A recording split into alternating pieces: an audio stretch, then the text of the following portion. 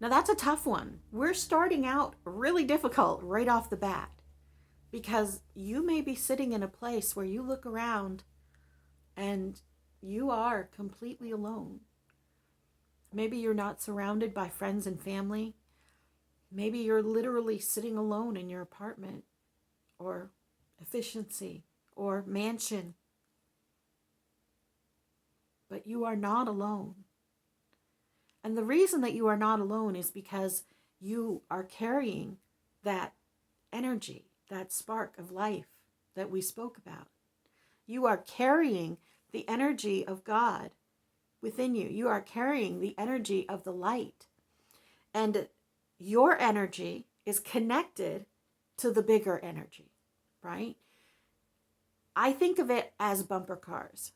So if you've never seen what bumper cars look like up close, bumper cars are this ride at an amusement park, and it has a bottom surface with a car on it, and the car has a pole that goes up the back, and the pole connects to like a netting, like a framework, a metal framework that's charged with electricity on it. And these poles go up and touch this electrical frame, right? And then the electricity goes down the pole and into the car to make it move around. That's what we are. We are connected to the main source of energy, to the God energy, to the light, through this channel that goes directly up from us or is all around us. And because we are connected to that, each one of us, we create a collective mind. We are connected to the collective consciousness. So almost like a hive mind, but we're all free to think what we want to think. So you are never actually alone. On top of the fact that many people believe that you are constantly surrounded by guides, teachers, ghosts, all kinds of entities that are interdimensional that we can't see with our eyes, but that are kind of wandering around all the time. Some of them directly connected to you. If that brings you comfort in those moments when you're alone, go for it. Believe it. Talk to them. Ask them questions. Lean on the protection of your guides, teachers, angels, whatever you want to call them. You are not alone. And if you are physically alone, choose not to be. Go somewhere. Find someone. Reach out. We now have a device called the interwebs, where you can literally reach out to any person all around the world, strangers.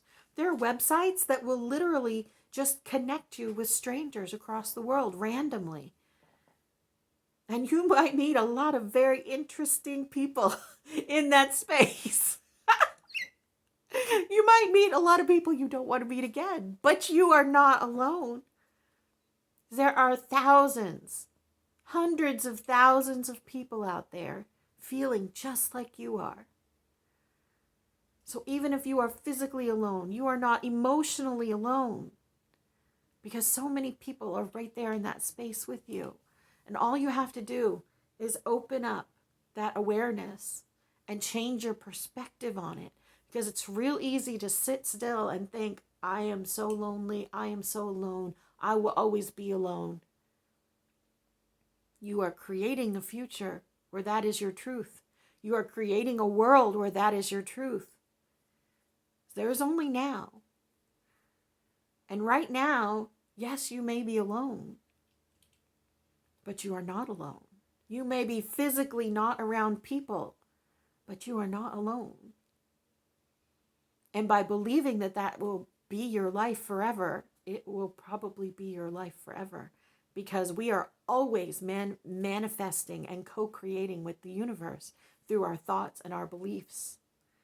And more often than not, what you believe, what you focus on, you get more of.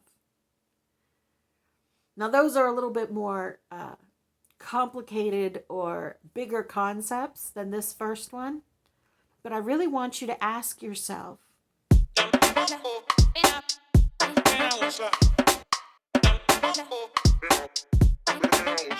what does the feeling of being alone feel like for you? Do you associate physical alone with loneliness? Are you able to separate the two? If you don't like being alone or in your own company, is it because you don't like yourself? How do you feel about spending time with you? Was there a time in your life where you felt alone and it broke your heart, or it really scarred you how alone you felt? And so now you can't stand to be alone. Or now, as soon as somebody has left, you feel abandoned, not just alone in a room. Look through your own emotional baggage, closets, spaces where you store this emotion from your past, and think about those times that you felt the most alone. And then the next time you feel alone, tap into that.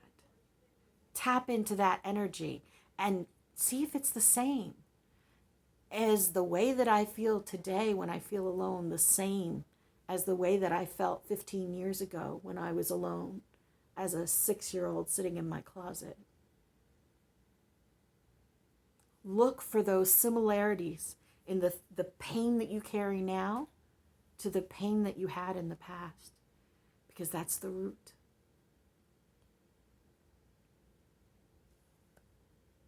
You are beloved, you matter, and you are so very loved.